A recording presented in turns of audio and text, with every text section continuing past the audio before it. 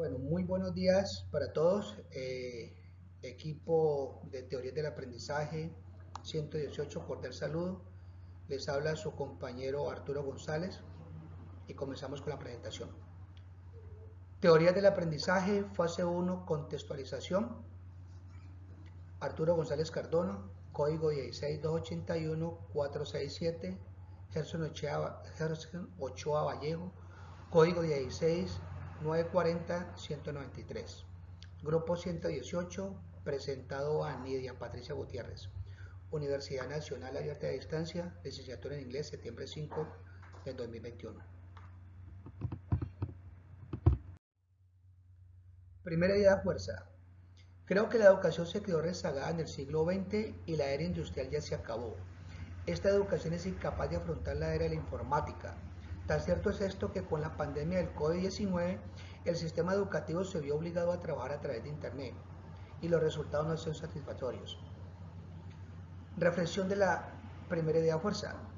Si no hay una buena o mala educación, eso define el futuro de los seres humanos. Hay dos características fundamentales para el buen desarrollo de la educación. La primera, que sea continua. La segunda, que sea coherente. Que sea continua, ya que los profesionales hoy en día se creen producto terminado y piensan que no necesitan educarse hacia el futuro.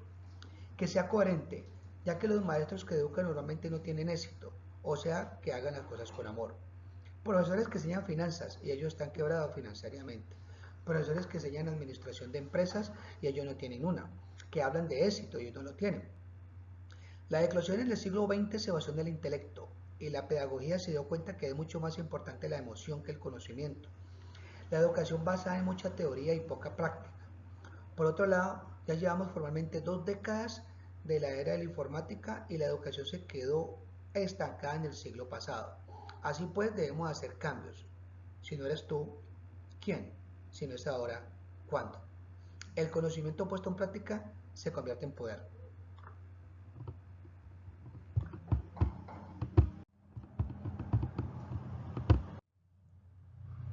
Segunda idea, fuerza.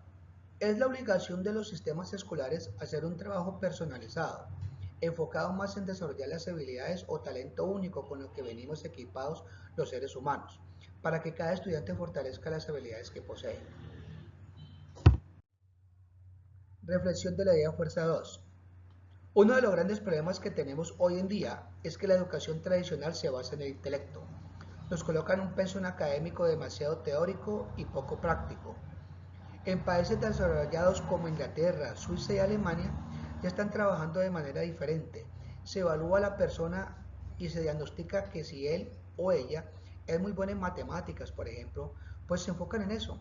Si el estudiante es bueno para los idiomas, pues se le enseña idiomas. Y así sucesivamente en todas las áreas. De esta manera potencializar su talento único con el que venimos equipados todos los seres humanos. Creo que nosotros deberíamos de tomar esto como base y hacer un cambio estructural educativo como el que se presentó en la educación hace siglos. En la historia de la raza humana solamente ha habido 2 momentos de éxito. La primera se presenta en el siglo V de oro de Pericles en la Grecia clásica. Nace Heródoto, el gran filósofo historiador, y él escribe la historia de los griegos. Y de esa manera nace el padre de la historia que se llama Heródoto, y él no enseña historia, él hace historia. Y nace Sócrates, vía Anaxágoras, vía Platón, Aristóteles, y ellos crean las escuelas filosóficas más impresionantes que han iluminado la cultura occidental y que la siguen iluminando con sus enseñanzas. Y las características de estos filósofos era que ellos no enseñaban filosofía, hacían filosofía. Y Sócrates comienza a hablar sobre los valores, sobre la vida, sobre la amistad. Y esto hace que Platón se interese en la filosofía y nace la tragedia. Y ahí vive Sófocles, Eurípides y Esquilo, los grandes creadores de la tragedia. Y ellos no enseñaban tragedia, ellos lo que hacen es tragedia. El otro momento histórico se presenta en el siglo XVII del Renacimiento. Ahí en la Francia renacentista se da otro milagro de la educación. Aparecen las leyes físicas y químicas. Aparece y se da Newton con su tema de la gravedad. ¿Qué era lo que estas personas sabían que nosotros hoy en día no? La pedagogía comenzó a darse cuenta que es mucho más importante la emoción. Por eso Albert Einstein dice, es mucho más importante la emoción que el conocimiento. Lo que lleva a Einstein a descubrir la teoría de la relatividad es la emoción. el deseo de hacer algo nuevo, el deseo de superar al maestro, es la inteligencia emocional. Así que ya han pasado 4 siglos y en vez de mejorar vamos hacia atrás. Hoy en día los jóvenes no quieren educarse, les da pereza ir al colegio, van obligados. En el año de 1995 se reúne la Comisión de Sabios para la Ciencia y el Desarrollo en Colombia, de los cuales hicieron parte Rodolfo Gina Riascos, médico colombiano con un doctorado en neurofisiología. Él es el director de la Clínica de Neurocirugía de Nueva York. También hizo parte de Manuel X. Patarroyo, médico colombiano que sacó la vacuna contra la malaria, y nuestro premio Nobel de Literatura, Gabriel García Márquez, considerado a nivel del Quijote de la Mancha de Miguel de Cervantes Saavedra, la persona que ha transformado las letras hispanoamericanas en el mundo. Y el que escribe el relato final es Gao, y dice: necesitamos una educación distinta y reflexiva, una educación que nos inste a tener una nueva manera de pensar y que nos diga quiénes somos en una sociedad que se quiera más a sí misma. Pero no es cualquier tipo de educación, es una educación que vaya desde el nacimiento del individuo hasta la tumba, o sea, que sea continuo. Esto es vital. Por todo lo antes dicho y en mis 20 años de experiencia como docente de inglés, me encontré en una encrucijada con un alumno boquineto y tatareto, el cual me dijo: no hablo español, mucho menos inglés.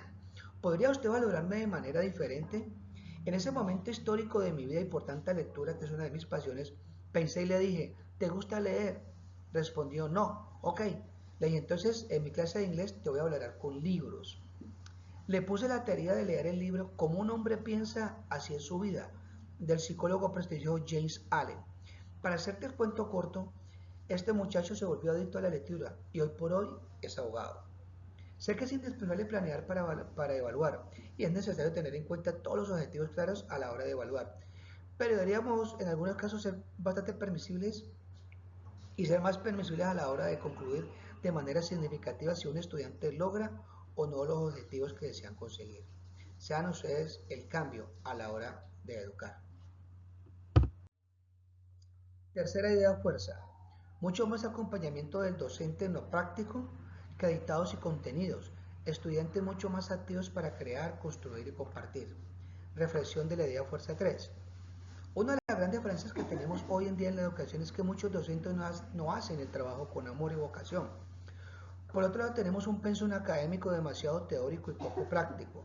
Se debe de enfocar mucho más en lo práctico para que el estudiante tenga un aprendizaje significativo, ya que el ser humano aprende cuando realiza una tarea específica, cuando se unta, cuando manipula cosas. Por otro lado, veo aún que tenemos aulas de clase que parecen galpones de pollo. No se utilizan los espacios como los patios de los colegios y universidades para hacer la clase al aire libre, como lo hacían los grandes filósofos hace siglos atrás, que enseñaban en las plazas y mercados de los pueblos y enseñaban con el ejemplo del día a día. Por tal efecto, quiero compartirles una frase de Lucius Annaneus Séneca, filósofo estoico del siglo IV a.C. Largo es el camino de la enseñanza por medio de teorías, breve y eficaz por medio de ejemplos.